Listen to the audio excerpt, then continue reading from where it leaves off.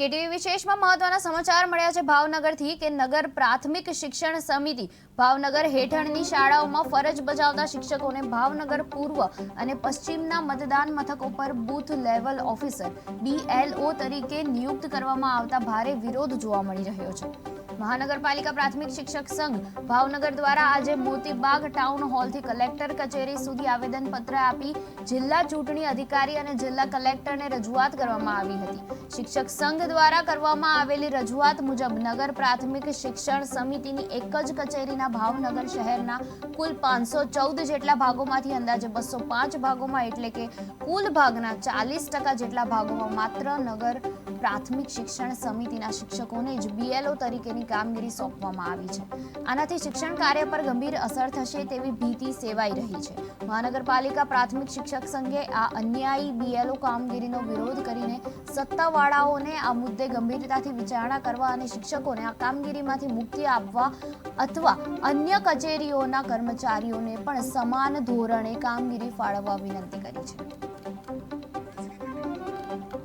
સમાચાર છે આપણા ભાવનગરની અંદર BLO કામગીરીનો વિરોધ ચરમસીમાએ પહોંચ્યો છે ત્યારે BLOની કામગીરીને લઈ વિવાદ થતો જણાઈ રહ્યો છે ભાવનગરની અંદર અને આવેદનપત્ર આપી આ રજૂઆત કરવામાં આવી છે કે શિક્ષકોને ખાલી શિક્ષક ઉપર જ ધ્યાન આપવામાં આવે, ખાલી વિદ્યાર્થીઓ ઉપર જ ધ્યાન આપવામાં આવે અને આવેદનપત્ર આપી આ રજૂઆત કરવામાં આવી છે કે BLO કામગીરીની વિરોધ ચરમસીમાએ પહોંચ્યો છે અને આ સમાચાર આપણને ભાવનગરથી મળી રહ્યા છે।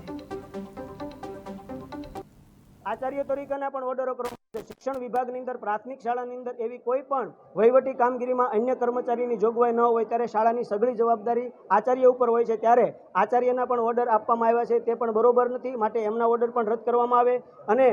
જે બહેનોના ઓર્ડર કરવામાં આવ્યા છે તે બહેનોને આડોડિયાવાસ ભાવનગરનો જે વિસ્તાર છે એવા વિસ્તારમાં કરવામાં આવ્યા છે। જ્યારે ચૂંટણી પંચની એવી સ્પષ્ટ ગાઈડલાઈન છે કે જે સંવેદનશીલ બૂથ હોય ત્યાં કોઈ પણ બહેનોના ઓર્ડર કરવા નહીં અને સગર્ભા બહેનો હોય, મેડિકલ બેઝ ઉપર જે શિક્ષક ભાઈઓ બહેનો અહીંયા આવ્યા છે જે પોતે બીમાર છે અથવા એમના પતિ બીમાર છે કે એમનું સંતાન બીમાર છે એની એને દરરોજ માટે કે અઠવાડિયામાં વ્યવહાર સારવાર કરવાની હોય છે, આવા પણ બહેનોના કે ભાઈઓના ઓર્ડર કરવામાં આવ્યા છે। તો આ બાબતની કોઈ પણ અને અમારા શાસનાધિકારી સાહેબને પણ વિશ્વાસમાં લીધા વગર કે એમની કોઈ પણ ગાઈડલાઈન લીધા વગર આ ઓર્ડર કરવામાં આવ્યા છે, જે ઓર્ડર અમારા તાત્કાલિક અસરથી રદ કરવામાં આવે અને જો આ ઓર્ડર રદ કરવામાં નહીં આવે તો આગામી 10મા દિવસે અમે આ જ કચેરીની મંજૂરી લઈ અને આમરણાંત પ્રતિક ધરણાનો કાર્યક્રમ આપીશું અને અમારા આ ઓર્ડર જે છે એટલે અમારી માનનીય કલેક્ટર સાહેબ અને ચૂંટણી અધિકારી સાહેબને વિનંતી છે કે તાત્કાલિક અસરથી આની અમલવારી થાય।